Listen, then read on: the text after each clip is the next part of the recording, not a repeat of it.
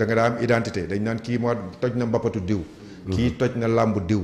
kii toj na lii toj na lii toj na lii fekk booy ñëw ci làmb bëri dóor. nga ñor di nga am assise di nga mën a bëre di nga am endurance di nga mën a xeex. mais léegi làmb da ngay gis booy gudd am buzz nekk sa koñ cooli kii rek la ñuy topp. yow rek la ñuy topp waa TikTok bi wii waa. ñu xëy teg la ci biir grand yi. nga am mbooloo rek Zarko yi dañoo bëri mbapat. te ñii dañoo bëri ay petit combat. ñii xëy ñu rek bëri grand combat. mooy dañoo gën a ñor booy yi. dañoo gën a ñor.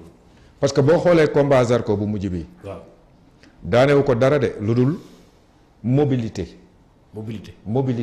loolu la parce que boo xoolee booy bi ñëw na am doole lool. kaddaaral yéeg ba 10 mais doole ji tasul ci yaram bi. amul vivacité bu mu mën a defee ay rotation ay leneen ak leneen. combat baa ngi noonu. voilà boo xoolee. yaram mën nga ci sëf doole mais mu mobile. oui. waroo arrière xale warul arrière wala tourner rek daanu. war na mën a am résistance. saa yi mu ngi koy xool ci bët. moom Zarko Balla. waaw Zarko fii ndoxtu rek la bëree Zarko bëggul xeex bëggul dara loolu daan ko ñibbi. ku xool kanamu Zarko bi ñëwul pour xeex ñëwul pour gitangaas. juumloo booy bi dem ñibbi la bëgg. booy bi nag mi ngi lewtoo di ndoxtu di xool fan lay jaar Zarko. miime na taxaw. waaw xamul lan la war a def. Zarko nga koy xool tëj garde bi ci kaw. waaw taxaw di ko déglu di xaar pour remise. instant yi Zarko xaarul dara lu loxo booy bi jóg déclenché. mu dajeeg moom wala mu remise ko. macha allah.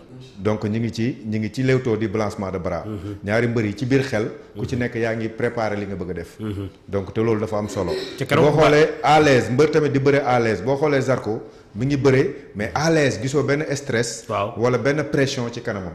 mi ngi bëre à l'aise. te loolu dafa baax ci mbër. day tax nga mën a paramètre géew bi. paramètre sa adversaire. bu la nit bettee song la sax doo tiit. parce que ñu bëri mbër yu bëri tiit moo leen daanal. da nga la naan pët tiit ga ñuy tiit balaa ñuy dellu si daanu nañ. donc loolu tamit dafa am solo sang froid ci biir. mais dafa mel ni keroog Zarko li ma gis mooy dafa indi xeex boo xam ne gëmu ko de. non parce que dañ doon wax ne ku xeexul ak Zarko ba mën ko juumloo. Zarko indi xeex boo xam ne gëmu. Zarko xool na booy bi ci biir géew bi xam ne booy bi il est pas mobile. amul rapidité wala réflexe boo xam ne tey moom bu defee dara booy bi dina ko mën a contrer xool na loolu. jàng na ko. Zarko ñëw na ba ci làmb ji. décidé woon na xeex ak booy bi ñëw ba ci làmb ji changé stratégie xam ne mun na daan booy bi dem ñibbi te du sonn. du dëgg. booy bi nag comme li nga wax rek. booy yu bëri bu ñuy ñëw ci làmb di bëri du ñu indi sujet. du ñu indi bu ma defee lii bu tëwee ma def lee. am naa doole. maa ko ëpp doole maa ko mën at gëm-gëm rek la ñuy indi ci làmb du ñu ñaaw njort te làmb mbër waroo ñeme ba mu ëpp waroo ragal ba mu ëpp chaque jour da nga war di ñaaw njort macha allah li ci ëpp solo nag mooy ñeme fit moom mooy gàllaaj ci mbër mooy lépp ci fit moom fit rek moom mooy lépp ci làmb mooy lépp Zarko ba erreur la ñaa bu ndaw def ba nga daan ko waaw mais ñaa dafa bëri koo xamante ne da nga dàq bëri rek ëpp ko xel. mais wax dëgg yàlla nag ndaanaan la de jàmbaar la de. si mais da di ki muy bëreel. moo dañ niveau yi ñoo tolloowul quoi. te mooy non xam nga waxoon naa la ko. waaw ne woon naa la dinaa ko daan ba ñibbi te moom du ko xam. loolu am. Balla lim la wax noonu lépp c'est bien réel booy bi entraîné na am na doole. mais amul souplesse quoi. amul souplesse. moo tax ma ne ko si sortie bi ma njëkk a def ma ne ko champion nga mais wàññil weñ yi nga dem contact ak boxe lu bëri pour yaramam man di bëri parce que moom yaram bi dafa teel a daf maanaam dooleem dafa teel a dajaloo te moom bëri bi nekkagul ci yaram bi parce que bëri mbër balaa ngay am doole foog sa yaram am mobilité maanaam sa foog sa yaram am coordination boo xamante ni fépp fu la nit egg war nga ko mën a daan nii ma ko daanee nii normalement waru ci woon daanu parce que xale la lu mu bon waroon na am ay rotation yu muy def ba génn ci yoon. parce que man xam naa ne bu doon man moom ma egg foofu loolu moom taxul. yow bi nga xeex ak moom xeex boo gëmoon la bëgg xeex wala da nga ko bëggoon double.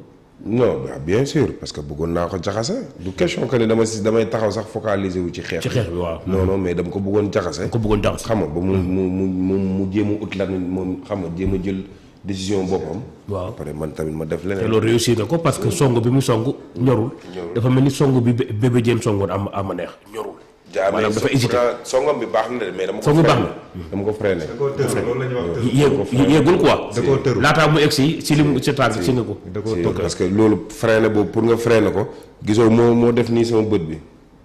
ah bon. foog nga freiné ko ak sa kanam sa bopp lépp. nga téye ko ba pare. waaw moo tax gisoo dafa dugg ba pare rek génnaat kenn xamul lan moo génnee. bu mu buggee duggee nag suñu ndengeen yi dafa dalante suñu bët yi dafa dalante kan mu siggee. mu siggee nag man si la enchaîné sama action. ci nga enchaîné.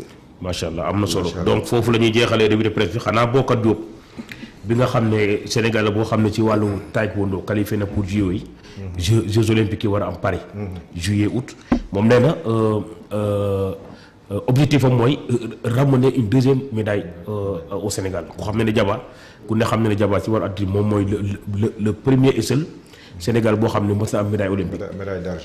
médaille d'argent donc mu nekk koo xam ne nee na dafa bëgg a ñëw parce que nag boo xoolee ci wàllu taekwondo moom mooy troisième Sénégalais bi dem. gannaaw bi Binta Diédhiou demoon na ñaari yoon 2008 2012 waaye Balla Dieng aussi bi nga xam ne moom moo jiite fédération taekwondo demoon na en 2016. kon moom mooy le troisième taekwondo sénégalais bi dem JO kon ñu ngi koy ñaanal moom tam parce que JO nag defe naa moom mooy le sommet de. le sommet ci wàllu sport. mooy sommet waaw kon nag ñu ngi koy ñaanal loolu. waaye ñu dem ci ñaareelu rubrique bi mbokk yi mooy li ci bés bi.